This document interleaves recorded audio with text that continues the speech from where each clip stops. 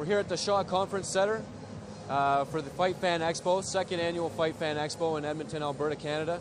I have the honor and pleasure to be catching up with Dan "The Beast" Severn, a legend in the sport, a true icon, an ambassador, somebody that I've followed a career from since I was just a young lad. Dan, I wanted to break down into some discussion and actually get your thoughts on some of your plans for the future. Obviously, you're approaching 100 wins, which is a huge plateau for somebody in this sport to be continuing to compete. Can you speculate on some of the moments that you've had throughout your career that stand out in your mind as some of your favorite fight moments? Well, I mean, I've been obviously in this industry when it first began back in December of '93. From the no-hose-barred era, as what it was known as, to the what now people come to know as mixed martial arts.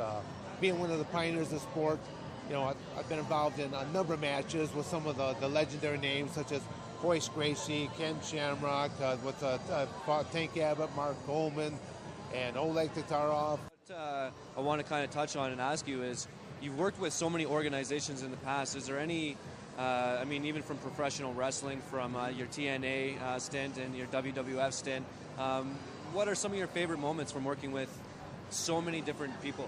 Well, I mean, it's something that would probably touch home here to a lot of the Canadian fans. I mean, being involved with professional wrestling, getting a chance really to know Owen Hart, you know, while he was alive, being part of the series of matches that took place between Owen, Ken Shamrock, the Lions Dens match, down to the dungeon match, being at the Hart residence, sitting upstairs with Stu for probably 3 hours while they're setting up their lighting and their sound and things of that nature. So getting a chance to actually sit down there and just listen to him just regale in stories and stuff like that. So, you know, that was something that was really special. Well, you're definitely leaving a legacy behind, man. You know, as a fighter, as a fan, I really appreciate everything that you've done for the sport. You're currently riding, I believe, a 9-fight winning streak dating back to 2009. So, which is April, actually, 2009. During that span, you've actually come up north of the border. You beat a couple of Canucks, like 6 Canadian guys. What's your beef with Canadian fighters right now? Why did you come here to put a beating on these guys? No. What? I'm just contracted labor. I just think that you know, the internet, it's rampant. I probably get more of my bookings through the internet than any other option right there. It seems like I've worked a great deal with the Canadian version of King of the Cage, but then also with the Elite One, and you know, it just, the reality is Father Time is saying move along, and I'm listening to what Father Time is saying, and I will probably be out of it in another couple of years.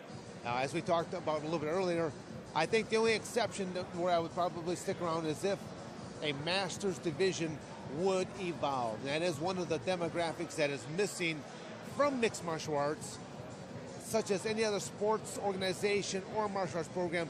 They almost all have some type of a level for that Masters division. And you give it another couple of years, there'll be enough of these icons, former UFC fighters, former King of the Cage, Gladiator Challenge, Strike Force. Well, of course, Strike Force is gone now, but Bellator fighting that there'll be 40-plus-year-old athletes, and typically to put a 40-plus-year-old athlete against a 20-year-old athlete, they're usually worlds apart on speed, skill, cardiovascular, and all. One of the last things to go is the power, right? So the speed and the agility isn't there when you guys get up a little bit in age. So, but to have a master division and have 40-plus-year-old guys go against other 40-plus-year-old guys, it would be very competitive to see. And I think there would be, you might modify the rules a little bit, maybe the timetables a little bit. I would not make that my main event. I'd make that second, third from last. Give these men the respect that they're due as professional athletes, as still the ambassadors of sports, stuff like that. And still give them an avenue to work after, and still put on some interesting matchups, because there's so many legends in the sport now that, you know, could possibly be involved in. What do you feel like you have left to accomplish in this sport now that you've been somewhere and you've accomplished so many things, almost breaking the century mark with your wins, obviously? What are your thoughts on the future? Well, I mean, that is probably the toughest crossroads for every professional athlete, is to know that you have to depart. The thing that you've had your identification with, you now have to walk away from, and it's knowing when to do it. Hopefully not to hang on too long, because a lot of professional athletes have more or less have been wrecked into retirement, or they have kind of tainted their career because, you know, not being able to go out there and perform to actually the best that they were, you know, a few years prior. It's a public announcement that by 2013 I will be out of it as a competitor. I'll still be involved with the industry.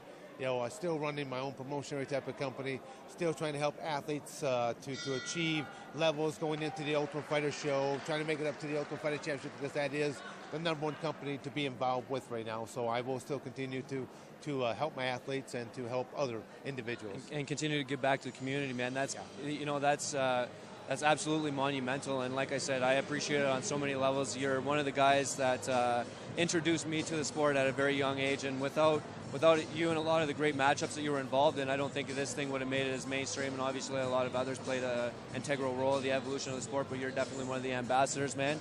You're an icon. Can you touch maybe on speculating a little bit on your first title defense with Elite One? You're the newly crowned Elite One heavyweight MMA champion. Well, it's a lot of it's going to just depend upon scheduling. I keep a very busy schedule going all times.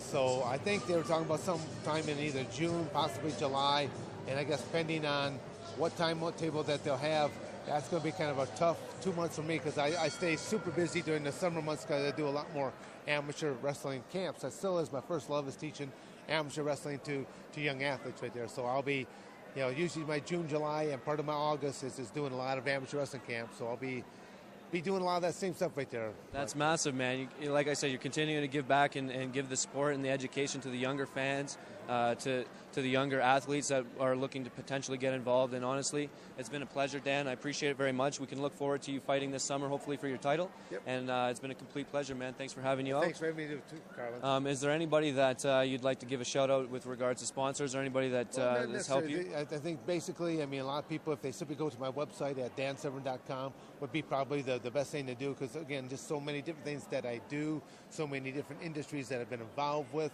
I'd say just go to dansevern.com and you'll see all the things that I either have done or continue to do. That's it, man. So dansevern.com, I appreciate it very much. MMA News Canada, Karlin Armstrong here reporting live with Dan Severn. And it's been an honor and a pleasure, my friend. Thank you very much for this interview. You're welcome. And, you know, we got it all here on MMA Canada, man, catching up with a legend. Thanks, man.